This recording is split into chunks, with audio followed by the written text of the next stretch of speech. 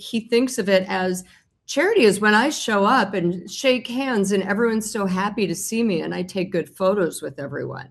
He doesn't realize that work goes into it, that people spend 10 to 12 hours a day, 6 days a week behind the scenes, making sure it all goes off and that the actual work being done is accomplished.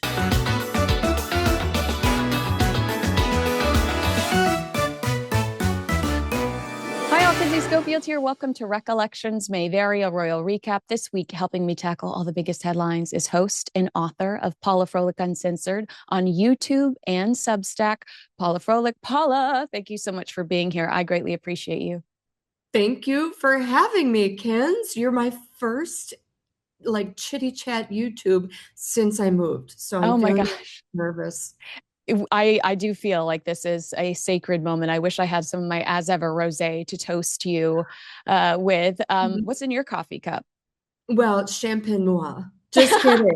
It's actual coffee in my chicken cup. I love it. I love it. Okay, so one story that I apologize for not kind of warning you about or giving you a heads up on, but I just saw it and I ripped it off of YouTube.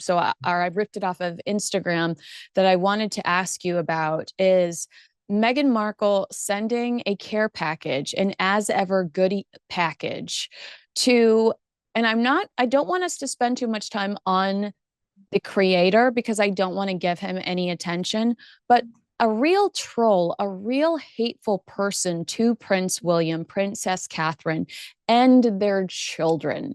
Like this is some no, but great shout. Hashtag never forget.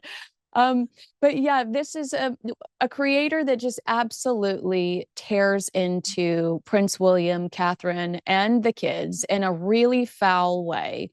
And here is, I want to show you this.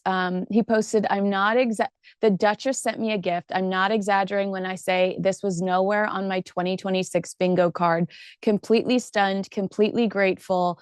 Thank you, Meghan. This reminds me of when Harry and Meghan actually called some of the people remember when they called some of the people on Twitter that had been so vile against the British royal family to thank them for creating a campaign for them?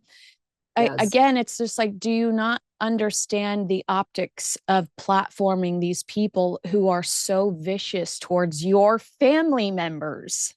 Yeah, here's the deal, Kins. We can look at it two ways, okay? The optimistic, let's give them a bone way is, well, maybe they were just saying thank you to supporters and people who have made them feel loved over the years. And maybe, not unlike with all of their trips they've done recently, they didn't do their homework or they didn't do a basic Google search. Okay. Yeah. That's the kind of version of what's going on. The unkind version is just, wow, not cool. She is always talking about kindness and all this stuff. Well, all right, but obviously you ain't that nice, girl, because whoa. Like attracts like, Yeah, you wanted to get in the middle of the scrum? Wow. So there's two ways of looking at it. I am just kind of shocked by it. So I'm shocked for many reasons. Number one, I doubt she can afford a $300 gift plus postage at this point. So yay, I guess. Yeah. Very generous, but also just shocked because it's not cool, man. I mean, William and Catherine, yes, she's got it in her mind that they are constantly briefing against her because she's paranoid. But as you know, I always say, just because you're paranoid don't mean they ain't after you. But I don't think they are in this case. No. I think William and Catherine are like, we're getting on with our lives next. And I think Meghan is just kind of like, they're plotting against me. Yeah. Hashtag no one cares. Like, I don't know why I hashtagged twice during this conversation already, but obviously my Red Bulls kicked in. But yeah, no one cares. They really, truly are so busy doing their own thing, carving out their own path, creating a unique modern monarchy that Harry and Meghan wish they had the opportunity. I mean, that's what Harry and Meghan are trying to display in these new trips. Look at our new modern monarchy where we're monetizing off of the vulnerable. But William and Catherine are actually doing it and actually investing time in people and causes that they care about. I did think it was funny because somebody's like, obviously she has way, way, way too much merch, time on her hands, inventory that for her to be sending all the trolls boxes of goodies. It is really weird. It's not like typically in the influencer universe, right? We see these kind of PR gift boxes from like Hailey Bieber, Rode, the giant mushroom, go out around a very important new launch, and you send it to a group of people that you think will influence other people to actually make a purchase. But she just sends these things out regularly, no method to the madness, other than to be like, thanks for being loyal and kind of a psychopath online, I guess, allegedly. Yeah, it is very odd. It's also odd because, as I mentioned before, I just moved. Okay. So I know what my pantry staples are, and they are not tea or honey flower sprinkles or flower sprinkles. In fact, I did unpack a bunch of tea that I've had in my cupboard apparently for 2.5 years. Expiration date, what? Yeah, exactly. I don't know if tea ever goes bad. I mean, who can say? Yeah. But it is a little odd just to be sending all this out. She obviously has a lot of time on her hands. She obviously has a lot of merch. And if I didn't just think she was kind of so off, I'd kind of feel bad for her at this point. It just seems a little desperate. Well, that's true. I agree with that. Wales Rain comments that she believes this is proof that Meghan is lying about staying off the internet. Do you have an opinion about that? Because I also thought that was interesting. This shows us that Meghan is observing what's going on the internet because she's sending care packages to hate accounts. Okay, first of all, staying off the internet is like saying, I'm staying off oxygen. Our entire lives are ruled by it. Right. Second of all, we know that her recollections have varied many, many times. Like she didn't Google Harry, wink. She doesn't Google herself, wink. I know she reads and listens and hears everything about herself and Harry, especially because, she'll drop the article. Well, she's responded to us. She's responded to when we worked on the nanny story, she responded directly to us. So exactly. And the other thing is, you just want to look at her and be like, just knock it off. I know you're saying what you think you're supposed to say, but it ain't working because you're not authentic, even though you like to talk about authenticity and how authentic you are. Just made up that word, but she can use it. Yeah, your move, Meghan. Let's discuss. You are a journalist. You've been a journalist forever. This is a little inside baseball, but I thought you were the perfect person to discuss this with. I received a pitch and I thought it was so funny yesterday. And it's for José Andrés' new books, Spain My Way.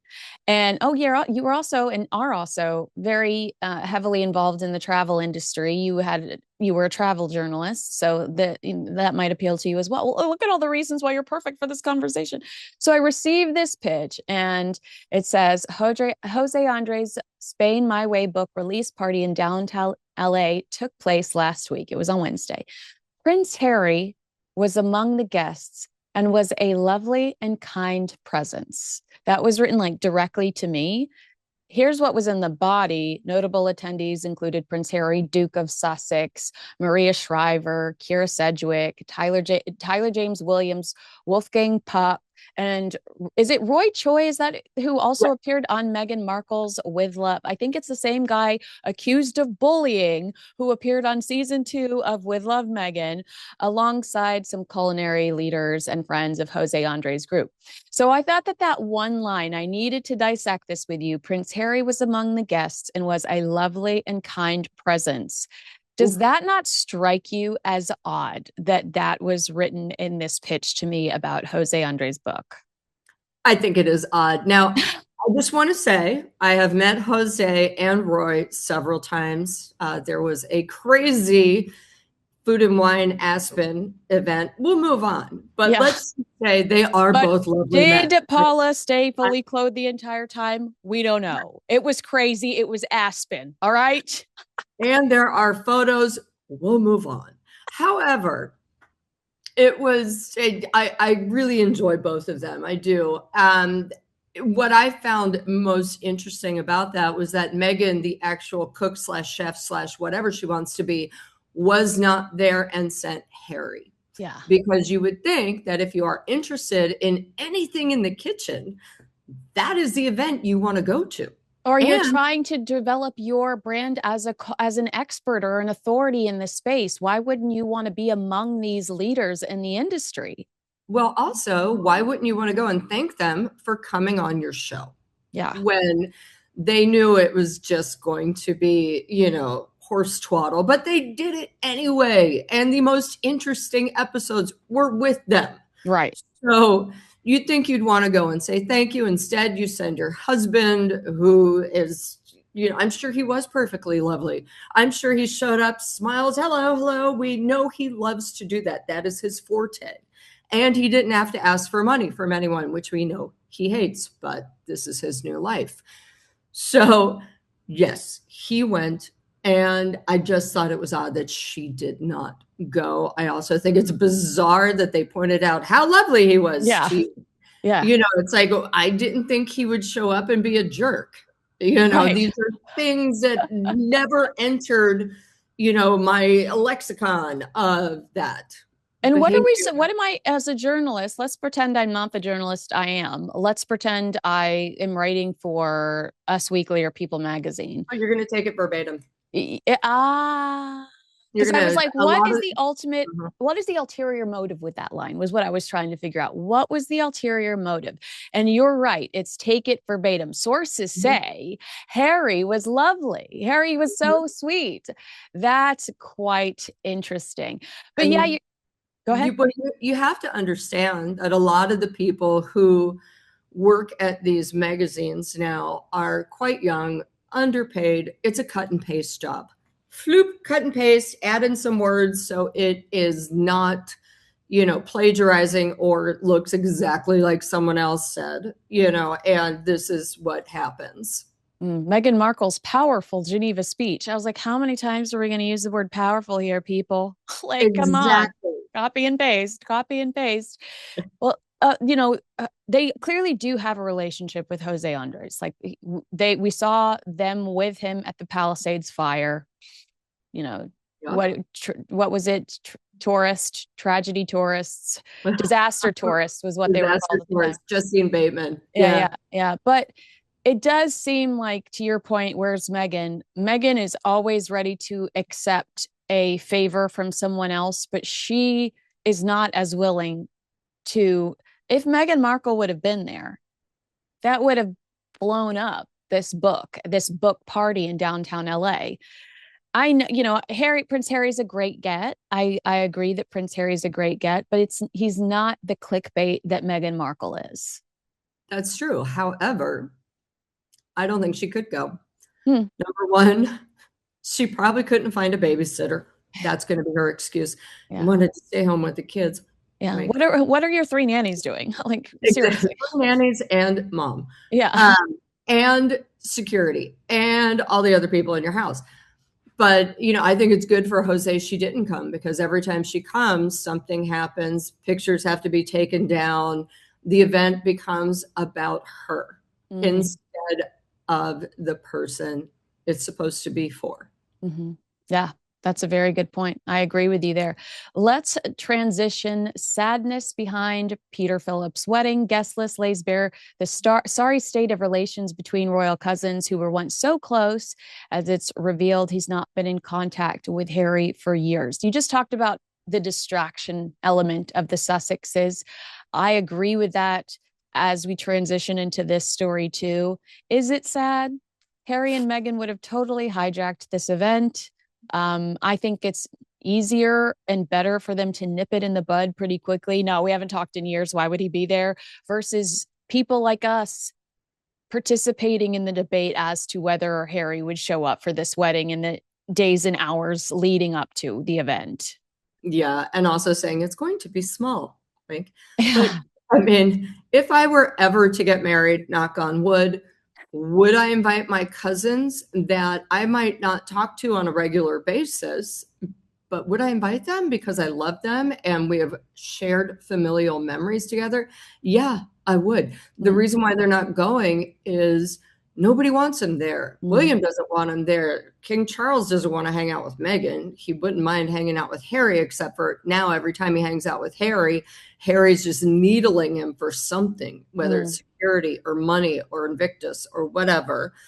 And yeah, I mean, there's a reason why they're not going. And of course, they haven't talked in years. Why would they? Yeah. They're not trust you. Beatrice and Eugenie, you know? Yeah. One other thing that I thought was really interesting about this article is that the cousins, it says, but the cousins are unlikely to showcase that bond at Peter's wedding about Harry and Peter, with further drama surrounding the possible attendance of Princesses Beatrice and Eugenie. This is coming from the Daily Mail. King Charles might be keen to ensure that Eugenie and Beatrice are not punished for the sins of their parents. However, it says Queen Camilla, the Mail on Sunday has been told, is among those leading the anti-York faction, closely followed by Prince William. We have heard different stories about Prince William. Remember, the Times reported that he was seriously concerned about Prince Andrew, former Prince Andrew's mental health. I believe that's probably Charles being concerned.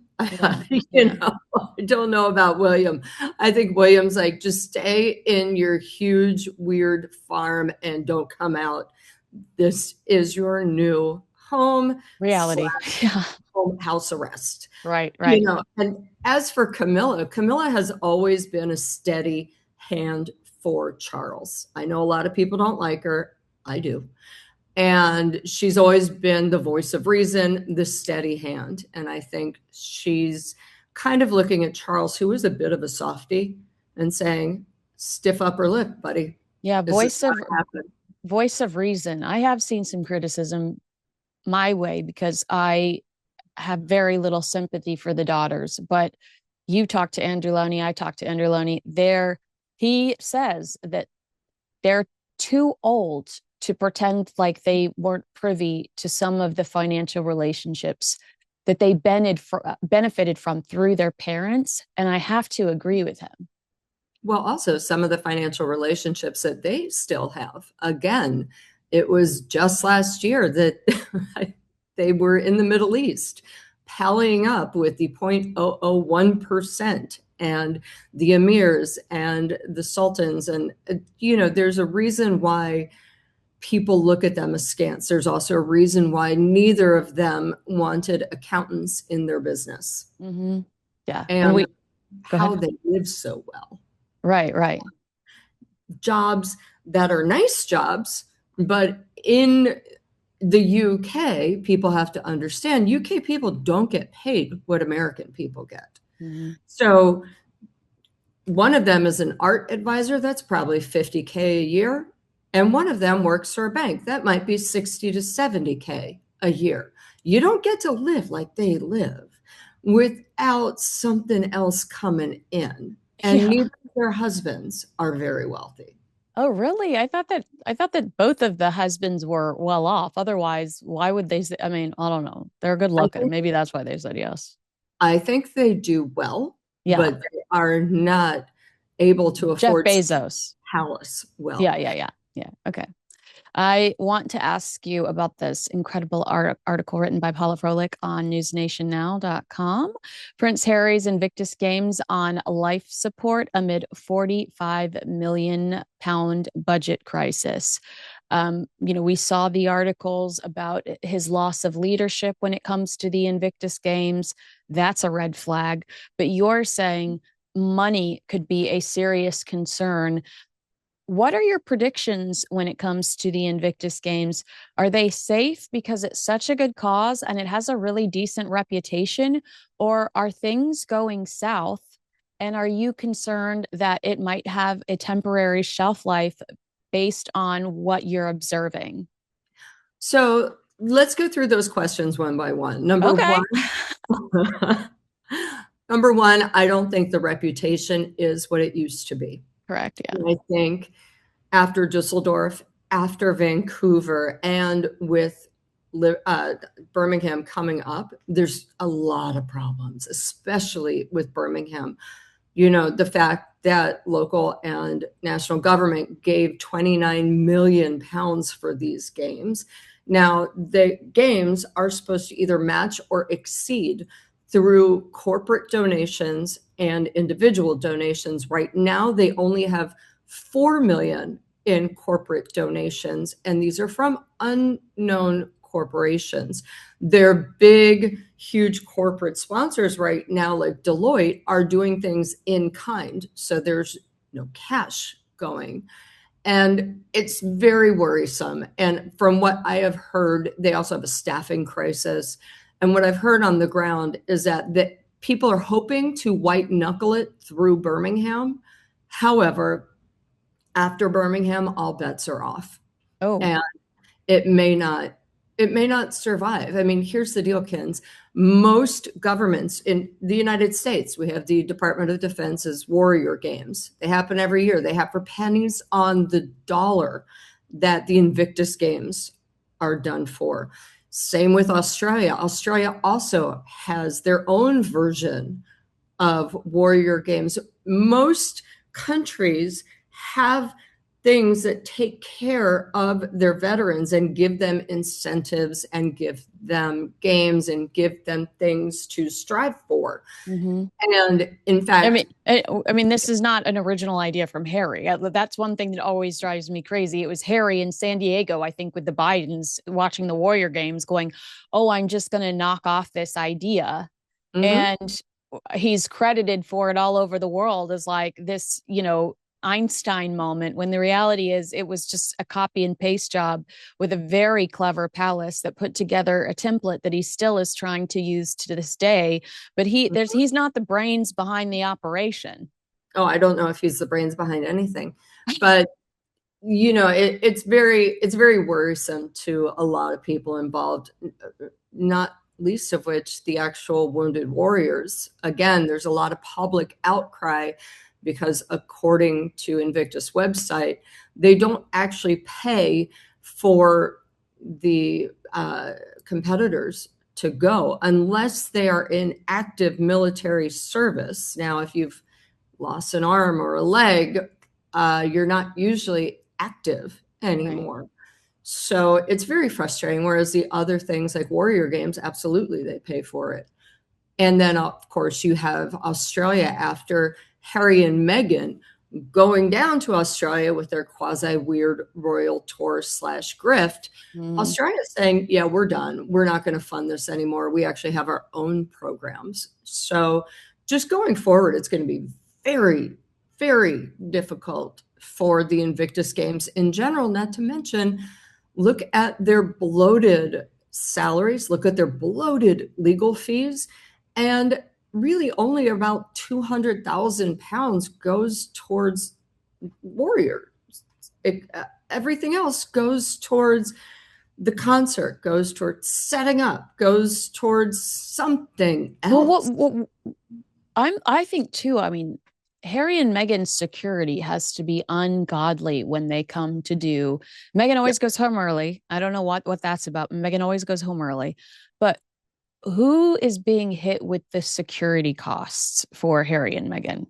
Well, funny you should ask, because again, the Invictus Games are going to be in Birmingham. Harry is not well liked in Birmingham, you know, especially it has, I think, over a 30% Muslim population. And again, he bragged about killing Taliban members in his book, Spare. Yes, the security is going to have to be huge, and the British taxpayers will likely pick it up because, again, when he says, I'm coming over, and gives the government 29 days notice. They assess the risk, and this is a high risk. So the British taxpayers will be paying for that. Not to mention they're also paying for the games themselves. So yay, British taxpayers, that's where your cash is going towards. Yeah, because I remember there being a bit of an uproar about it in Canada. People in Canada being like, why are we paying for these two in this little ego trip? But it was the same for Australia. Inevitably, Australians did have to pay for additional security. And they were like, what are these? Meghan's just here promoting an AI app. Like, what is going on? They really just, I will position to African Parks Charity here, because I do think that they're similar. But before we do that, are you hearing what people like Tom Bauer have reported in the past, that some of the veterans are fed up with the fact that it's the Harry and Meghan show, and that they necessarily don't want to participate in the future because that's not what they're there for. They'd rather participate in something completely unaffiliated with these two, where it can be about the war, the veterans, where it can be about the games. Absolutely. I mean, again, Kins, Vancouver cost over 60 million Canadian dollars, and there were 540 some odd competitors. That's it. That's a lot. And Bauer said nobody watching. Bauer said, like, the audiences are not filled with people that are curious to see what's going on. And then Harry and Meghan towed in with their photographer. They get they get a group to crowd around them. And then Harry and Meghan pop up and they walk out, and everybody's allowed to disperse in whatever direction they want to. But it's not this packed house that they try to tell everyone it is around the same time every year.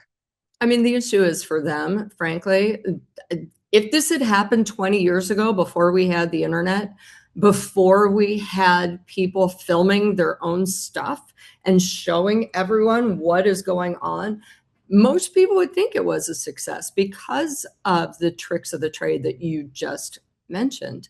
And I think people are getting really fed up, and they're really exhausted by it, when it's like, listen, let's say we were having a Kinsey Schofield day, right?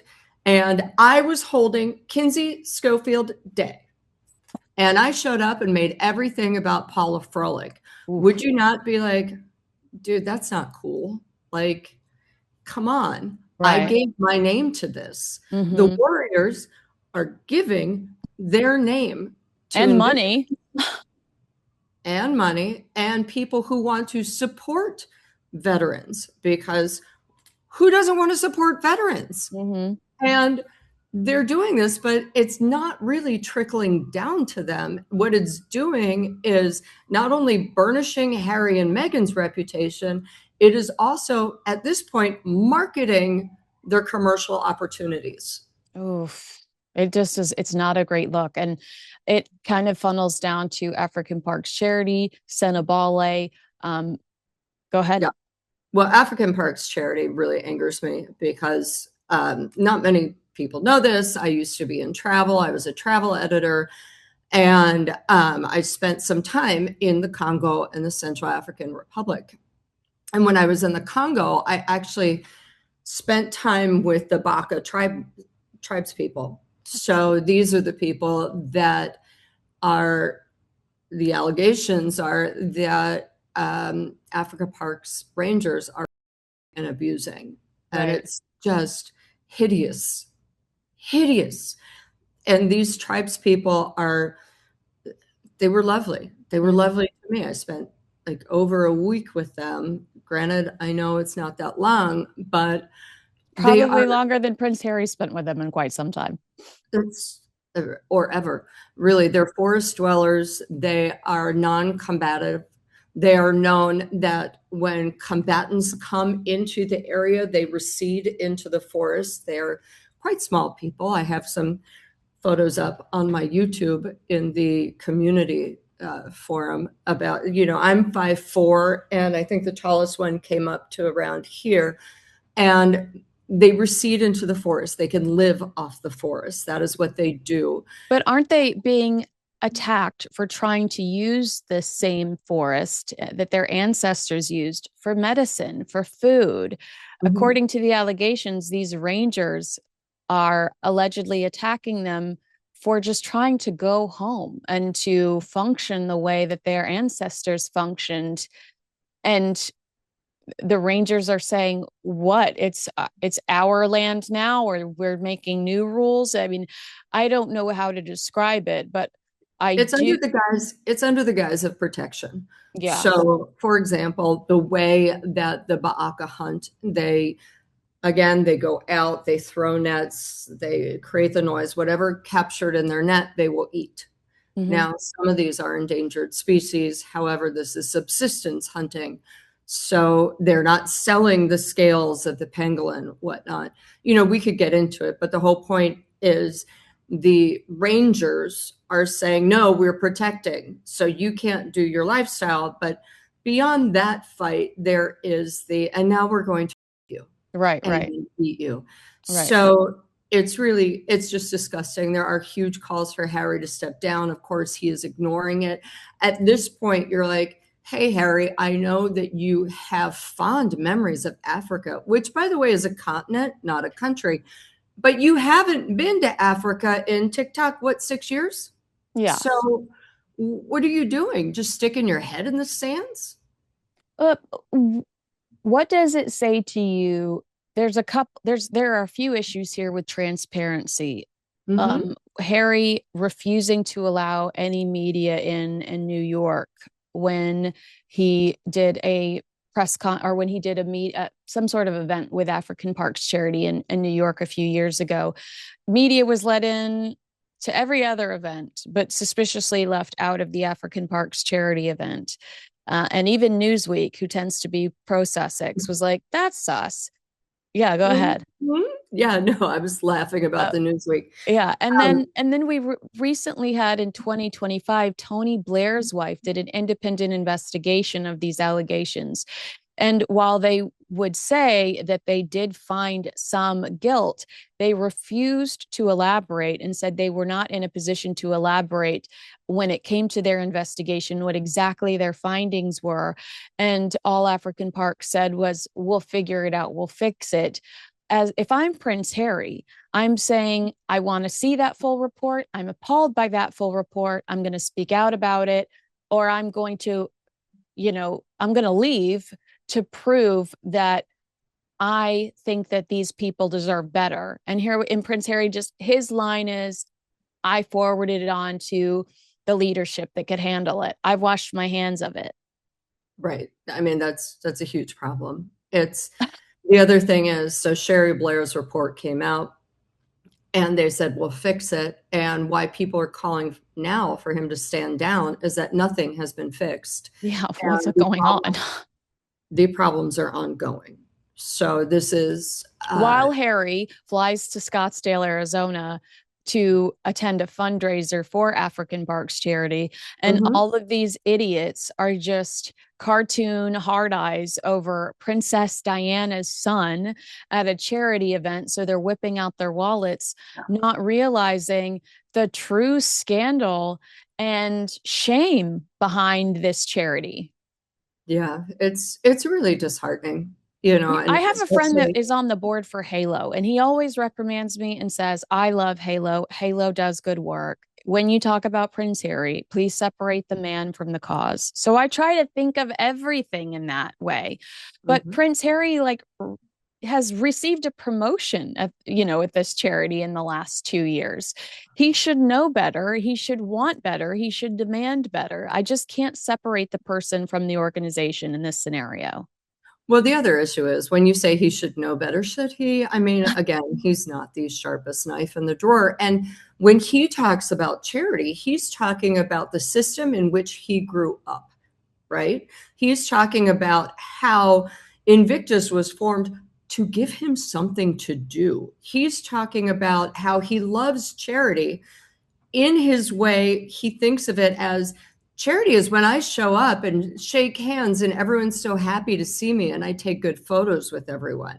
He doesn't realize that work goes into it, that people spend 10 to 12 hours a day, 6 days a week behind the scenes, making sure it all goes off and that the actual work being done is accomplished. Mm-hmm. So I do think Harry, when he thinks of charity, it's not realistic.